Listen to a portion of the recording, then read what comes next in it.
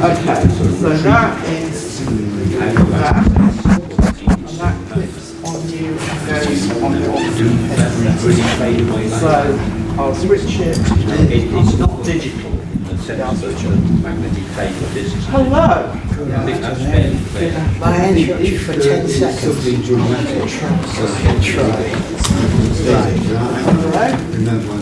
Hello. Beautifully, really, looking a lot better. Excellent. Okay, I shall go and close the door and then we'll make a start.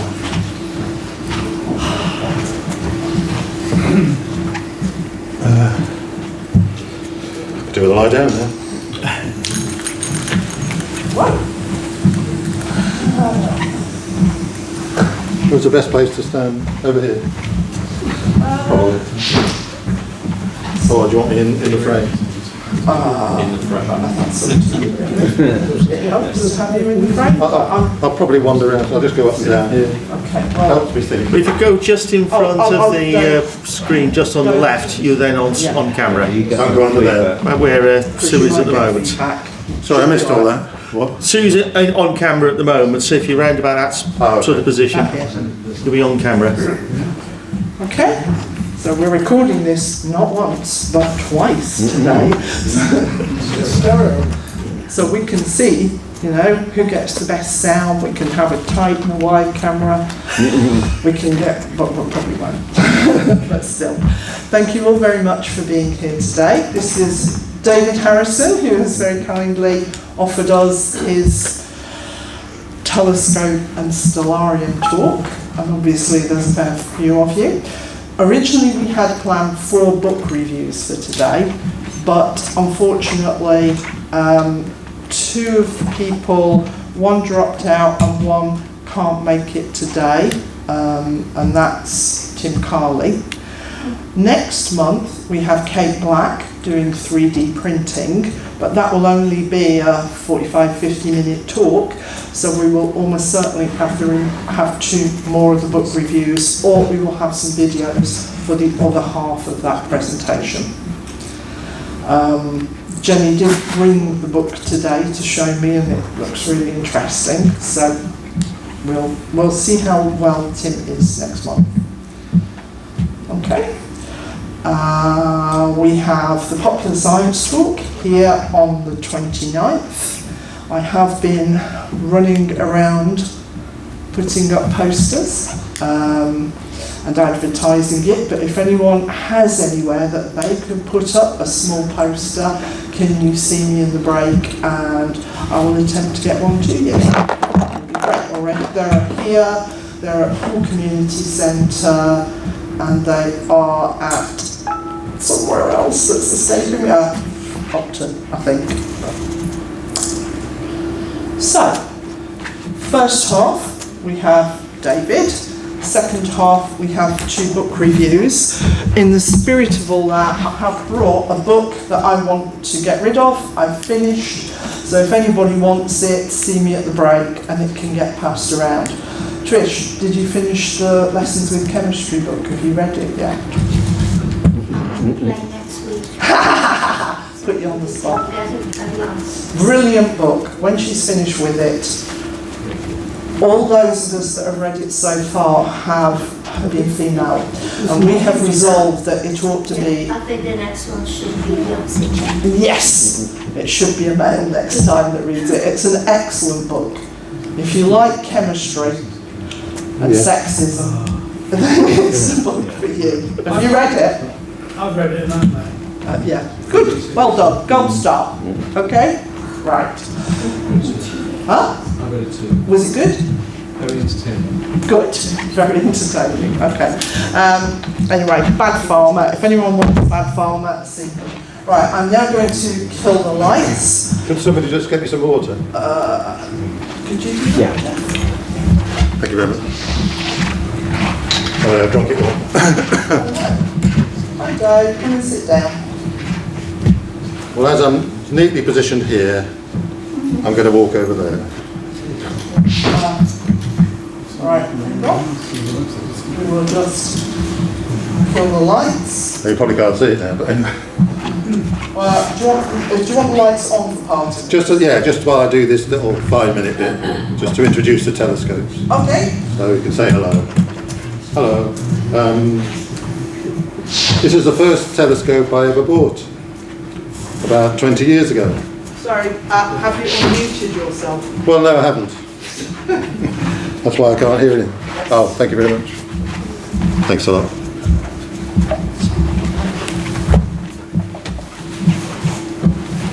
I'll start again.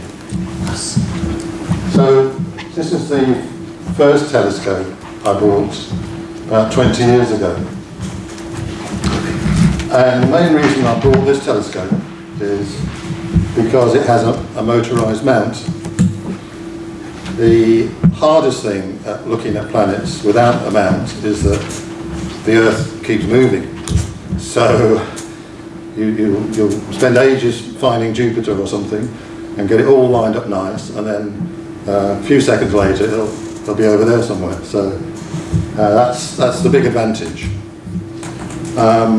You can still get them second-hand on eBay for about £600, which, considering what you get, is quite good, because you've also got an incredible focal length. It's 1500 millimeters. You know, this one here, which is a reflector, is 1000 millimeters, so still okay. The baby over there is 400 millimeters, but that's kind of normal for... So, sorry, there are people trying to look. Will you be allowing them to have a better, closer look at half-half? Oh yes, yeah. You can certainly come and look at them yourself. Yeah. Only a small fee, but you know.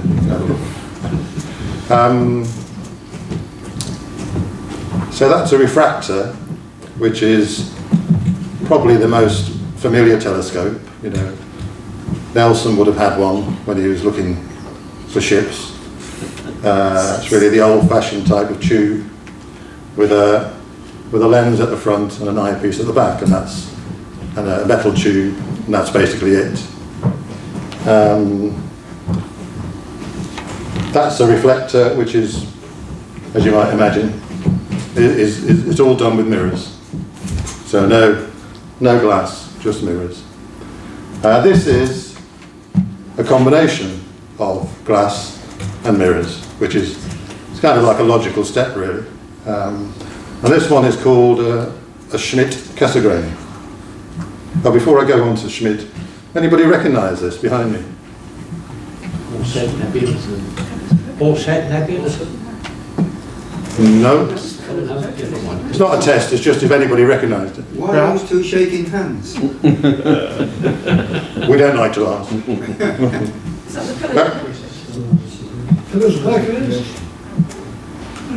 It's the pillars of creation. Very close, yeah. And I looked up today, it's actually 6,500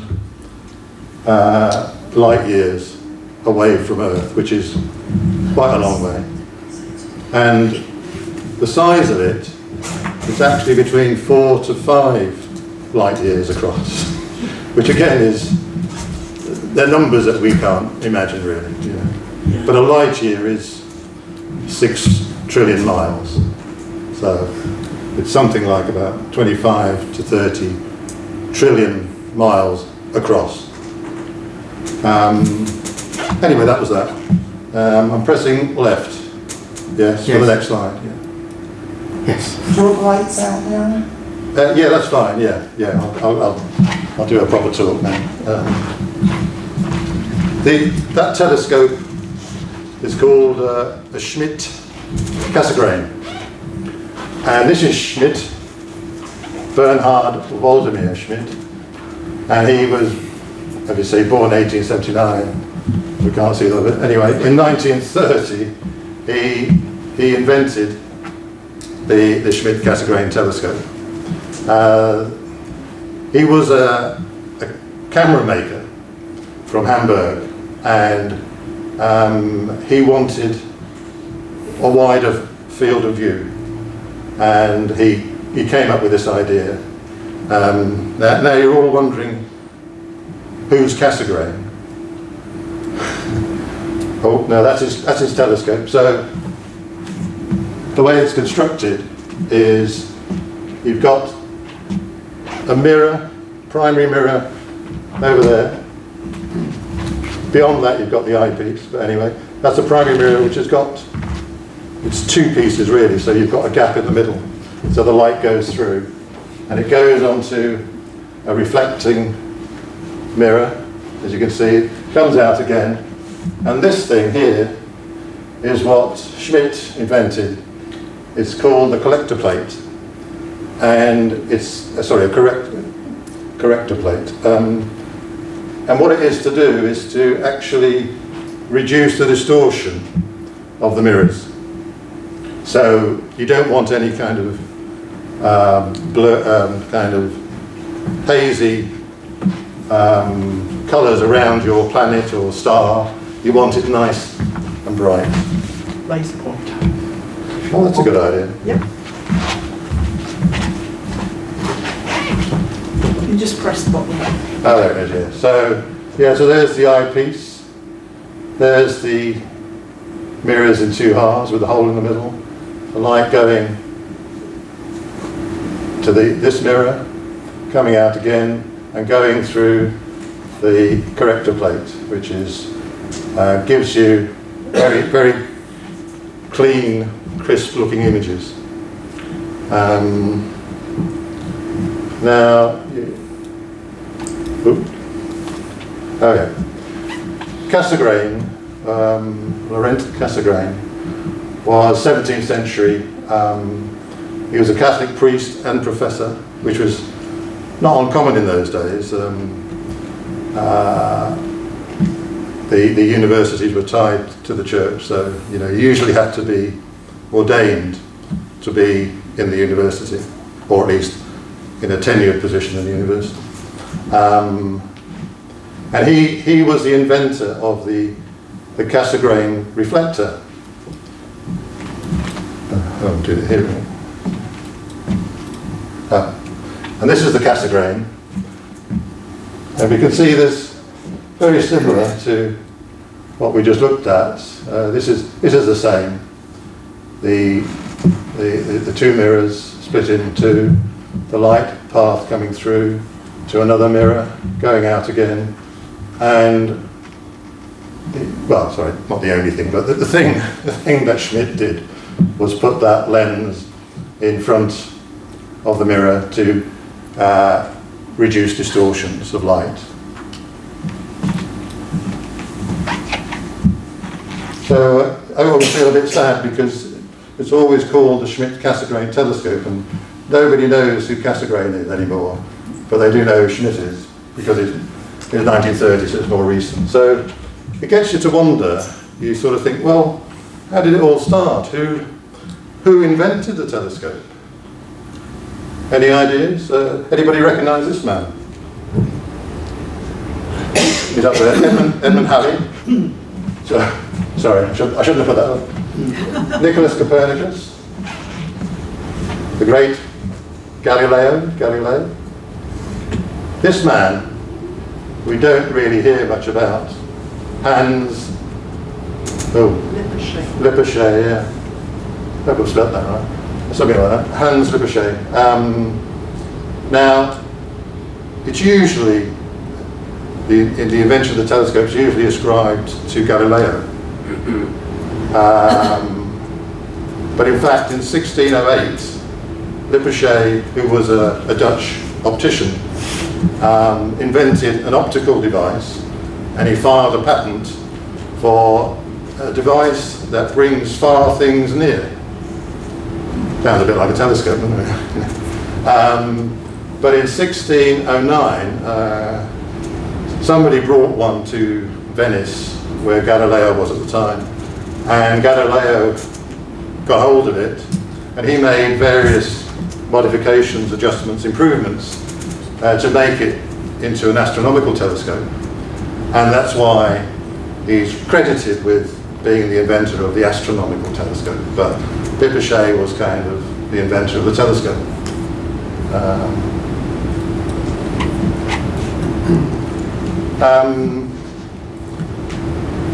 telescopes can get you into a lot of trouble, as Galileo found out, because at that time the church believed that the Bible was saying that the earth was the centre of the universe. Literally everything in the universe revolved around the earth, because in the Bible it is central to God's plan. So it's not an unreasonable belief. But of course, when Galileo published his work on his observations of the phases of Venus, he was able to figure out that the planet orbits the sun. And he also discovered Jupiter's moons, which he thought, when he had a tiny telescope, it was about 1.5 inches, so wouldn't see much. And what he saw when he pointed at Jupiter was a sphere, which he knew was Jupiter, and then there were little bright dots, 4 bright dots that looked like tiny stars. And indeed he thought they were stars, because his telescope was a bit feeble, really. As he made bigger and better telescopes, he realised that they were moons. And because the moons revolved around Jupiter, again, he was running into trouble, because it was then going against the teaching of the church. It was the geocentric, their beliefs, the earth was the centre, but this disproved, really, and he was called before the Inquisition, and I don't know whether they did torture him, but he was threatened with torture, horrible torture, if he didn't recant and say, no, the earth is the centre of the universe, which he did, to stay alive, which I don't blame him, really. But anyway,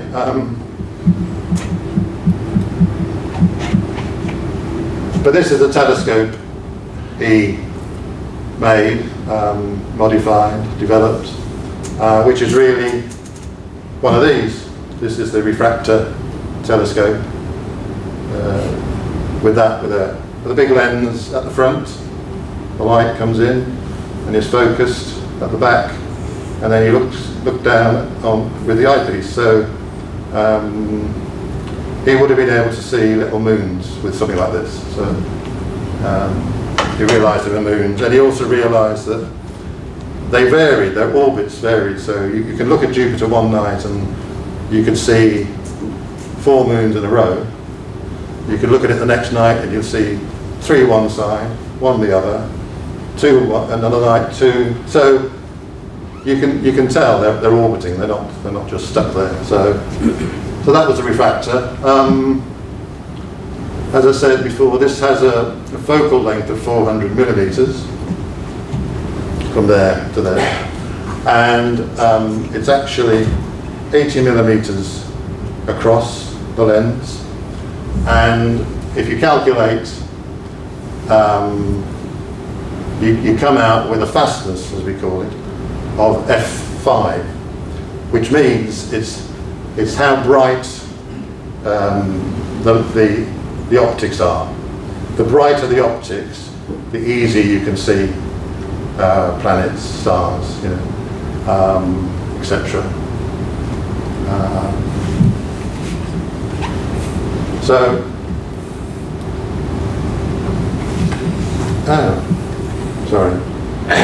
I've gone too far. No, I haven't. That's right. We've done Galileo. That's okay. The year that Galileo died, Isaac Newton was born, which is kind of interesting fact, isn't it? And basically, he carried on developing the telescope. And in those days, making glass lenses was very difficult, and the quality was not great. So the astronomers then had a lot of colour interference, because as the light comes in, it bent the rainbow into its constituent colours. So you'd have red tinges around your stars and planets. So it looks horrible actually when you see it. And Newton, of course, you can see from his work on light with a prism, he realised that the glass of the prism was dispersing the colours of the rainbow into their constituents. And this gave him the idea that, well, let's get rid of the glass. Let's make a telescope without glass. So he made one of those, a reflector. So it's, should be the next one. There it is. So it's just got a mirror at the bottom. It's then got a secondary mirror to focus the light on the eyepiece. And you'll see, if you come out and see it later, the handy thing about a reflector is that the eyepiece is at the top. So if you've got a bad back, it's much friendlier because you're not kind of bending down to the Cassegrain or the refractor. You can kind of stand almost upright. So that's very nice. And this was a great success. No colour distortion. Easier to make in those days. You only needed a mirror or two, and because of that, well, it is called a Newtonian telescope because he did very likely invented it. Once you go into who invented what, it kind of gets a bit messy. You know. But this is probably what you'll see through a small refractor telescope. Jupiter will just be a big, bright disk. You can just about see 4 moons. There's one there, which is the closest to Jupiter, called Io. And they're on here, up here. There's Io. There's Callisto. That says Europe, but it should be Europa, really. And Ganymede is always far out there. But that varies on the night. They kind of do their circling round and end up in different positions when we look at them. And in fact, that was taken with a tiny telescope, which is, as you probably photographers recognise, is a telephoto lens, which is really a small telescope. It's 300 millimetres, and it fits on an SLR, or single lens reflex camera.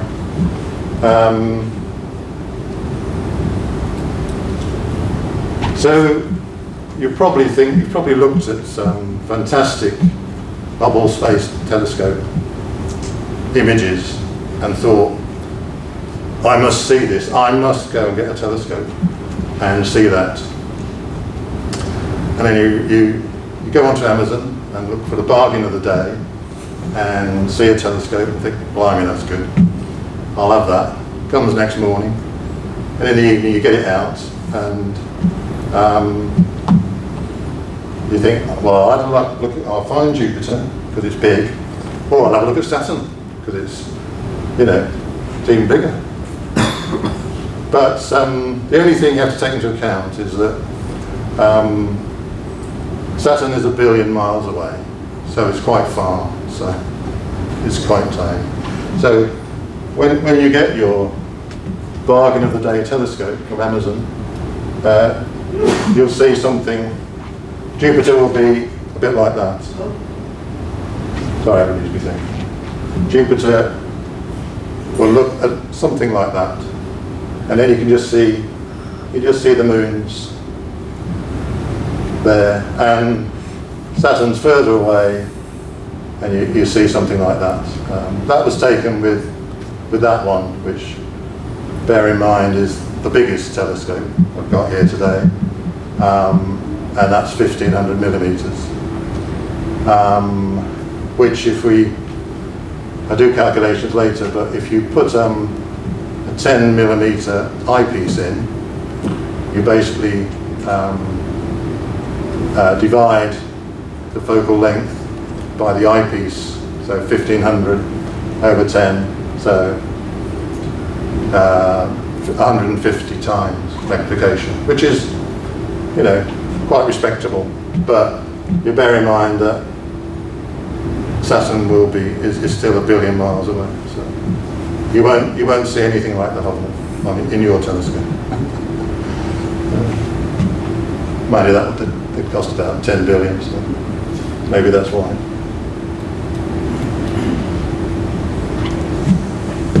I had that earlier. That's it's another version. It just shows the reflecting telescope, the Newtonian, compared to the Cassegrain.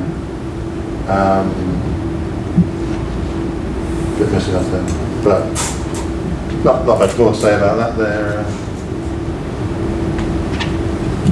I talked about fastness before, and the object of the exercise is to get normally to get the fastest telescope you can get, which depends on its diameter of the lens or the mirror and its focal length. Below 5 is considered fast. Greater than 5, 6, 7 is considered slow. And then what you'll find is that you will, if you compare two telescopes, a 5 and a 10, the 5 would, the object, Jupiter, would look quite bright.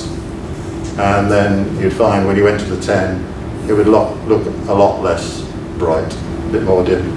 So, but the good thing about those Schmidt-Cassegrain is on objects like the moon, you get fantastic contrast on the valleys because it's not a fast one. It actually exaggerates the contrast or gives you good contrast. So that's one big. That's the main reason for using one of those. It is for the moon and planets, really.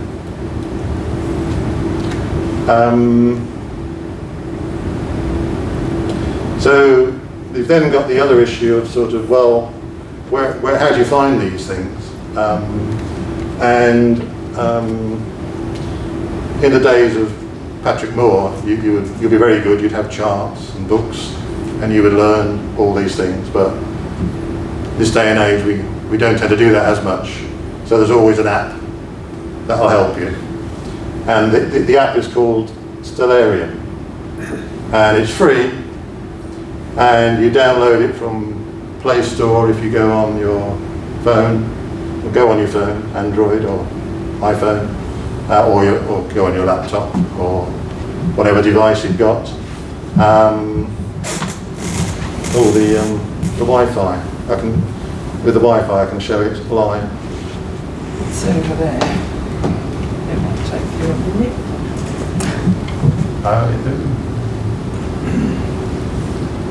Do you want, go on. You carry on talking, I'll log you onto the Wi-Fi. Okay, thank you very much. Okay, right. Yeah. Thank you very much.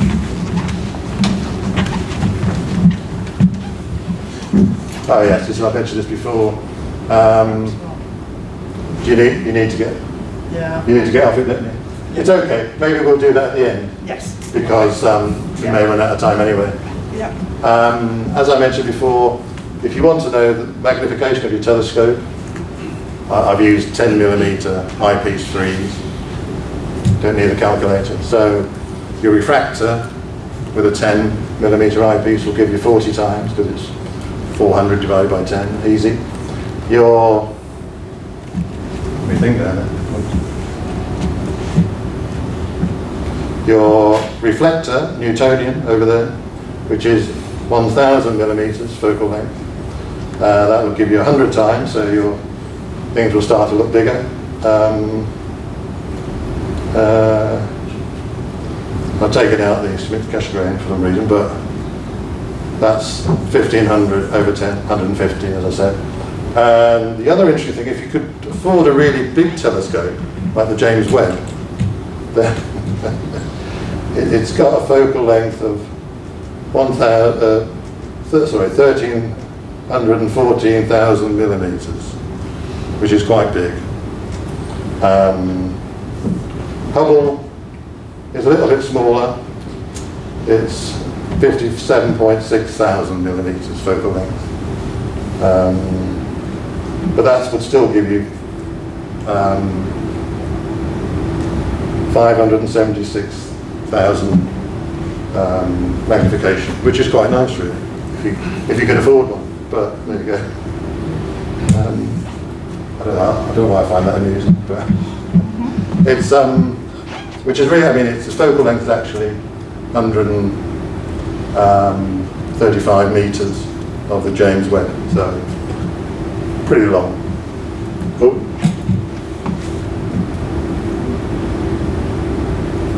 Something happened. Oh, I've gone back. That's a little slide check. End the slide. Yeah. So I've got. What happened there? I've missed it. Oh, Didn't touch it. no, you didn't touch it there. Why? That's it. Oh, anyway, I can show you on Stellarium. The slide that should be there was in January 2014. There was a comet. You might remember. Don't go on to be bank. It's comet Lovejoy. And when I find it, I've got a nice picture of that. And it had a lovely green tinge, you may remember. And basically because the comet is a rock, will be covered in ice, dust, etc. And as it gets nearer the sun, it heats up. So the elements in it get superheated, and in this case, copper, which, as you know, gives you a green flame. And that's why it had this lovely green tinge. And if you look on the internet, they had some amazing. I mean, mine was a pinhead taken with that camera, but it still was amazing to see, because I managed to find it, which is, you know, a big plus, and also managed to take a photo of it, which is, you know, 2 ticks. So I earned a beer that night, I think. So I've got a few handouts which summarises or compares the advantages and disadvantages of each telescope, courtesy of artificial intelligence, chat GPT, which I use a lot now, but it's like a super Google. It only takes a few seconds, and it gives you quite nice answers. And that's there. If we run out, then I'll email it to Sue, and then she can send it out. So, Are we on any questions? any questions? Yes, please. I shall go put lights on. Thank you very much. I have Stellarium on my mobile, or actually want to take this apart. Yes, excellent. Yeah, we've got. Okay, Jerry. What sort of camera do you use? Is it a specialist one that comes with a telescope, or is it? No, it's. Sorry, that's what sort of camera is? Oh, sorry. What sort of camera? Yeah, what sort of camera? It's this is a Canon 6D, which is standard commercial camera, and it was, when I bought it probably 10 years ago, it was like the amateur astronomer's favourite, because the sensor is quite light sensitive. It's got good light sensitivity in the dark, so that was all the rage. You can either, as we said, you can either use your little telephoto lens, 300 millimeters, very decent. The nice thing about cameras, especially as you age, every time I think, oh, I'll go and look at Jupiter or something with that, I sort of think, oh no, I've got to lug all that out to the garden, and then I think, I'll take my camera instead, you know. So you tend to go smaller as you get older, I find. So do you use that camera on the big telescope? Well, good question. I'm just coming to that, Joe. Good. So, the reason you have to have a single lens reflex or interchangeable lenses is that this comes off, as you know. That shouldn't come off.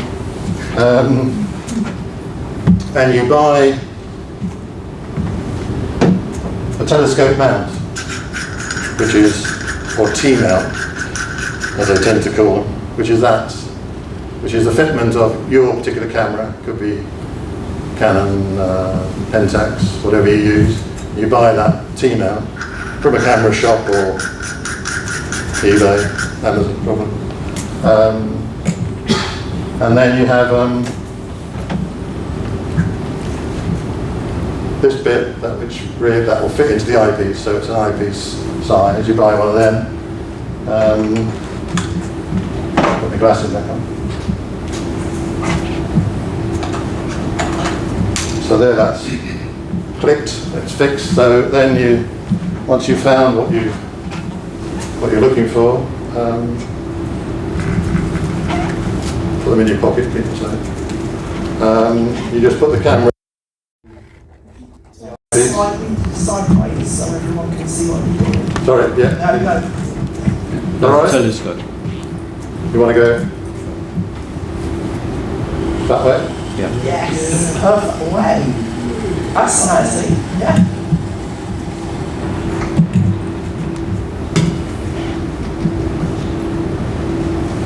So then you can take your pictures of Jupiter, Saturn, whatever you like. You'll get a smaller image generally than your eyepieces, because what you tend to do is go out at night. You go with your biggest focal length sort of eyepiece because you get a broader view. So it's no good going with a highly magnified thing because you can't see anything really. It's just too magnified. So you go with your biggest one. That one's a 40. So you'll get a reasonable view, and then you can see, for instance, if I look out of my garden at the moment, I can see Jupiter. I know when it's Jupiter. It's always in that spot in my garden at 8 o'clock. So you then it's nice to have a look at it with your eyes. So you have a look, and then when you with this